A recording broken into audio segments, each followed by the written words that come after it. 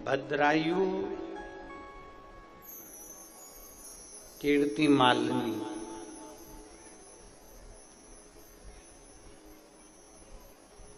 जहां जाते वहां शिव की आराधना करते, बिना शंकर की आराधना के एक क्षण नहीं रहना।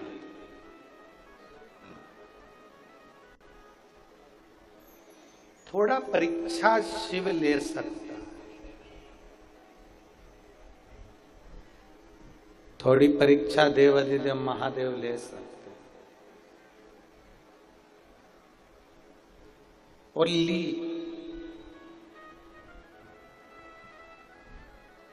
एक ब्राह्मण और एक ब्राह्मणी का रूप रखकर शंकर भगवान माता पार्वती के साथ में भद्रायु राजा अपनी धर्म पत्नी कीर्ति मालिनी के साथ जब वन में घूम रहा था, तो शंकर भगवान और पार्वती जी ब्राह्मण और ब्राह्मणी का रूप रखकर सामने एक माया के शेर को प्रकट करा।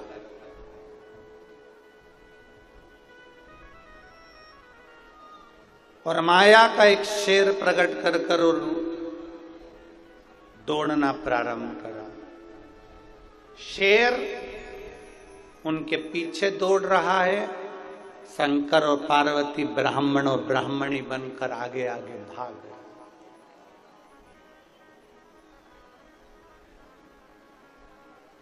कभी कभी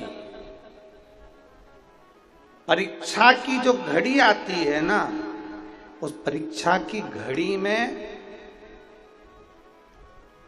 हमें भय लगता है। कभी कभी परीक्षा की घड़ी में हमें भय उत्पन्न हो जाता है। कभी कभी हम टूट जाते हैं।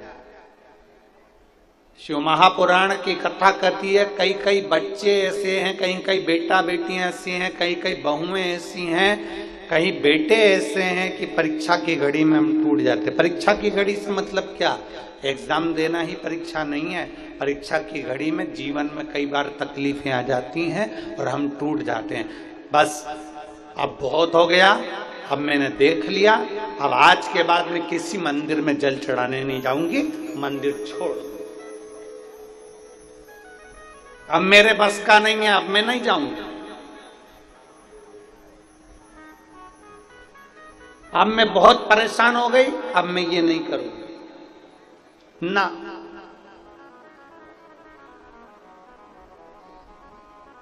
जितना दुख आए, जितनी दुख की घड़ियां आए, जितनी तकलीफें आए, शिव पुराण कहती है उसमें हारना नहीं है, बल्कि देवाधिदेव महादेव के मंदिर तक और जाओ और उसके मंदिर में झाड़ू पोछा लगाकर उसकी सेवा अर्चना करो और जाइए।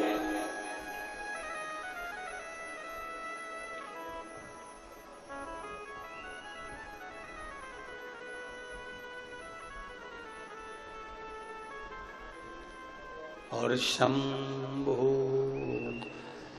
शरणे मांगू घड़ी दुख काटो दया करी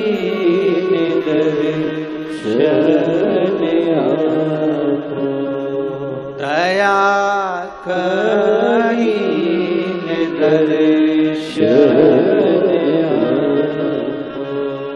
जितनी परीक्षा चल रही है उस परीक्षा में हमें टूटना नहीं है और निखरना है। पार्वती जी की परीक्षा देखिए, माता पार्वती की परीक्षा। जन्म के समय पर नारद जी आ गए और नारद जी ने आते से कह दिया, इसको जो पति मिलेगा वो भस्मी रमाने वाला मिलेगा, जटा जूड़ बांधने वाला मिलेगा, अड़भंगा मिलेगा, भस्म रमाने वाला, जटा बांधने वाला, और ऐसा ऐसा पति मिलेगा। आपको कोई पत्रिका देख कर बता दे कि आपके साथ में ऐसा ऐसा होने वाला है, तो कई लोग तो ऐसे हैं कि जिंदगी जीना ही छोड़ देते।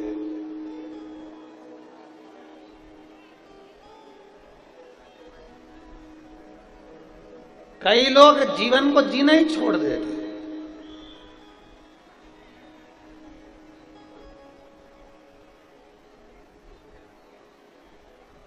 कई घरों में तो हमने देखा है, माताएं कहती हैं मेरी मर्जी से चलना पड़ेगा मेरे घर में। अरे बोलो तो जम के। अब तुमने सुना कि नहीं सुना तो हमको तो नहीं मालूम कि तुम्हारे यहाँ पर बोला कि नहीं बोला। कई घरों में बुजुर्ग लोग कह देते हैं हमारी मर्जी से चलना पड़ेगा, मैं तुम्हारा बाप हूं, मेरी मर्जी से चलना पड़ेगा।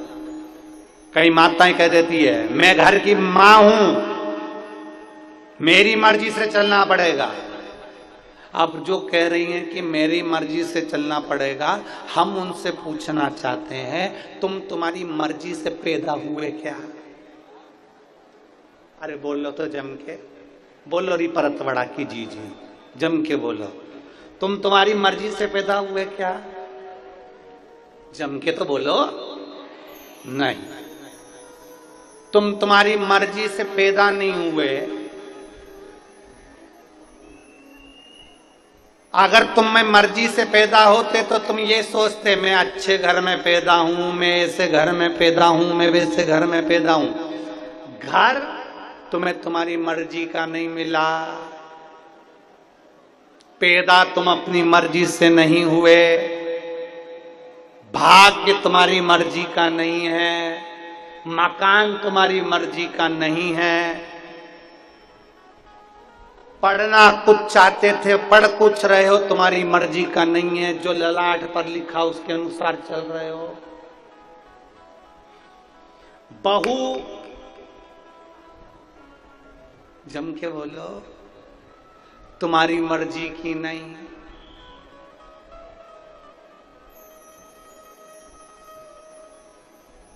भेरू, वो भी तुम्हारी मर्जी का नहीं, जो ललाट पर लिखा वो मिला। सोच के बैठी थी मंगलवार के दिन मरूंगी,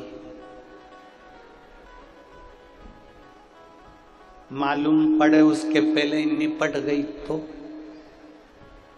मरना भी अपनी मर्जी का नहीं,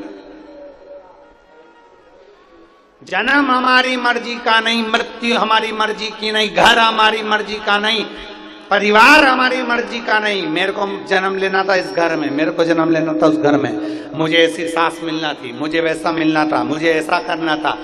कुछ भी तुम्हारी मर्जी का नहीं है तो फिर अपनी मर्जी किसी पे थोप क्यों रहे हो? जो भगवान ने लिखा है बस वैसा निभाने का प्रयास करो। जो मिला बहुत अच्छा मिला, जो मिला बहुत अच्छा मिला, जो हो रहा है बहुत अच्छा हो रहा है, और जो होगा वो भी बहुत अच्छा होगा अपनी मर्जी से।